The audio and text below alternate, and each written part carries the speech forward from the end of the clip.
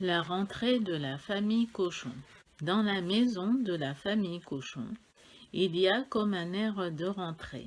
Maman Cochon a ciré toutes les chaussures qui brillent bien propres devant la porte et elle est en train de repasser une montagne de petits habits qui font envie avec leurs beaux plis. Pendant ce temps, dans la salle de bain, c'est l'heure de la grande toilette. Papa Cochon fait mousser chaque petit de la tête aux pieds. Et le grand va et le grand vient sur toutes les bosses dans tous les coins.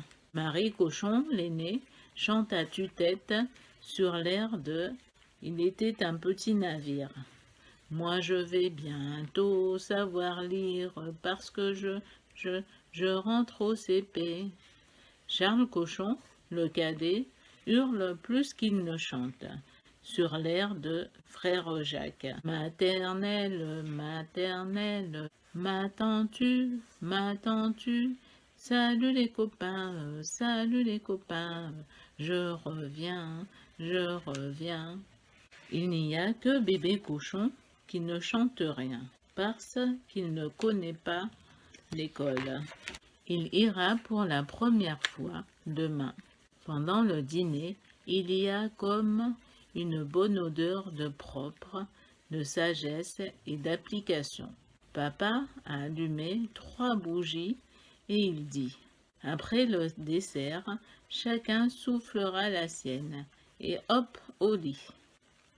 Avant d'éteindre la lumière, maman Cochon lit une histoire qu'elle a soigneusement choisie parce qu'elle parle de 3 enfants qui s'en vont tous les jours à l'école en riant.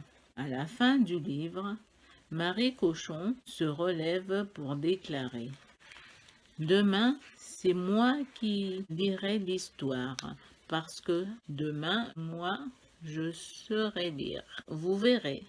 Charles Cochon se relève pour déclarer Je ne dors pas avec ma toutouille ce soir, et demain, pour l'école, je ne la prendrai pas.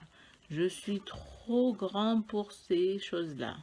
Il n'y a que bébé cochon qui ne déclare rien.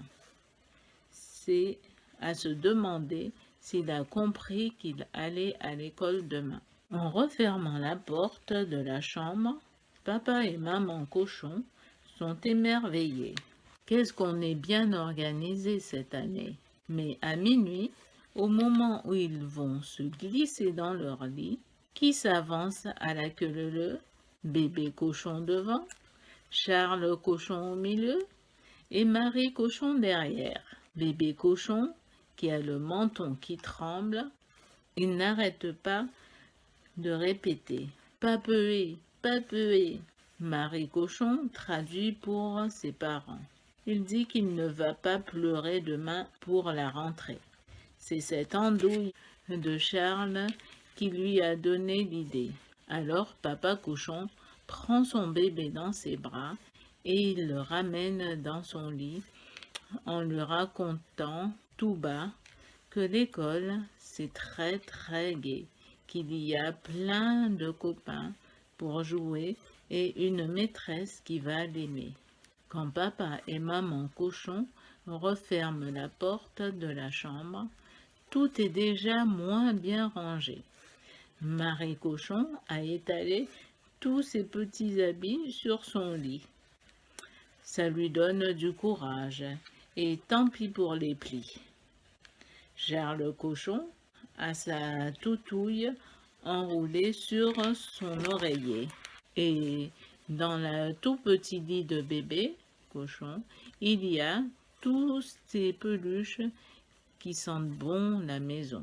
Le lendemain matin, quand le réveil sonne, Charles Cochon ne veut pas se lever.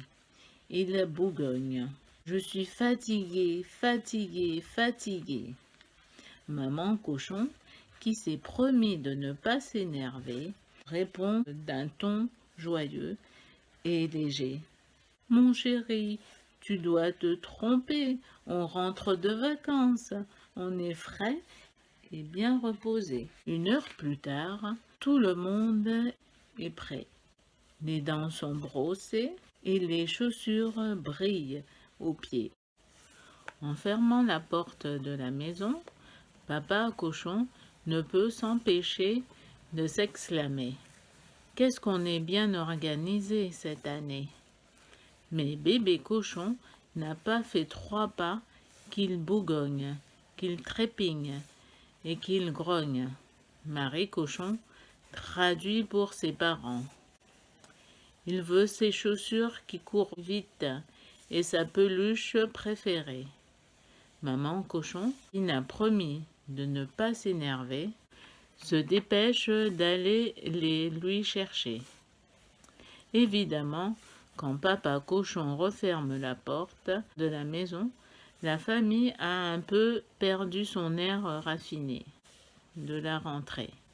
Charles Cochon en a profité pour mettre sa vieille casquette. Il y a comme une toutouille qui dépasse de son blouson. Bébé Cochon a ses très vilaines baskets.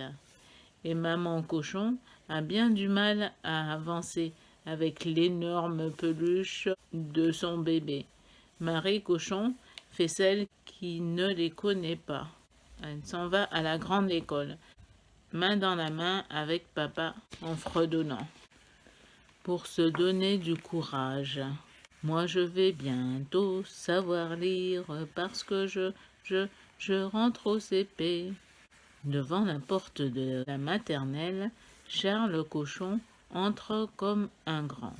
Bébé Cochon se colle comme un chewing-gum contre les jambes de sa maman.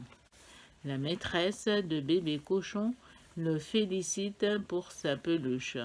C'est la première fois qu'elle accueille dans la classe une peluche de cette taille-là.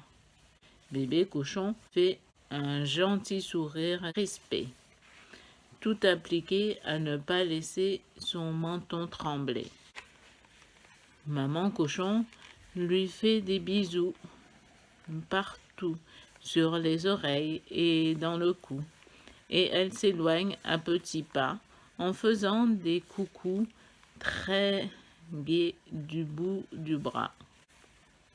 À 11h30, qui est la première devant la porte de l'école? C'est Maman Cochon. Charles Cochon sort en courant. Bébé Cochon avance dignement, mais dès qu'il est collé à sa maman, il lui crie dans les oreilles. À pas peuer, à pas peuer. Maman Cochon n'en finit pas de le féliciter, tout en se demandant, et voilà, c'est super la rentrée, quand on est bien organisé. C'est devant la porte de la grande école que les choses commencent à se gâter. Bébé Cochon ne comprend pas du tout pourquoi Marie Cochon sort en pleurant. La maîtresse m'a pas appris à lire. La maîtresse m'a pas appris à lire. Maman Cochon se laisse tomber sur son sac à provisions. Voyons, ma chérie, on n'apprend pas à lire en une matinée. Ta maîtresse n'est pas une fée. Sur le chemin du retour, Charles Cochon court en chantant. Maternelle, maternelle, attends-moi, attends-moi, je vais déjeuner, et me revoilà, et me revoilà. Bébé Cochon regarde sa grande sœur en coin. Il lui caresse un peu la main en répétant « Papeué, papeué ». Ce soir-là, pendant le dîner, toute la famille écoute Bébé Cochon raconter sa rentrée. Io ta ama, io ta ama. Bavo, bavo, pour goûter. Marie Cochon, qui ne sait pas encore lire, mais qui sait toujours bien traduire, explique à ses parents.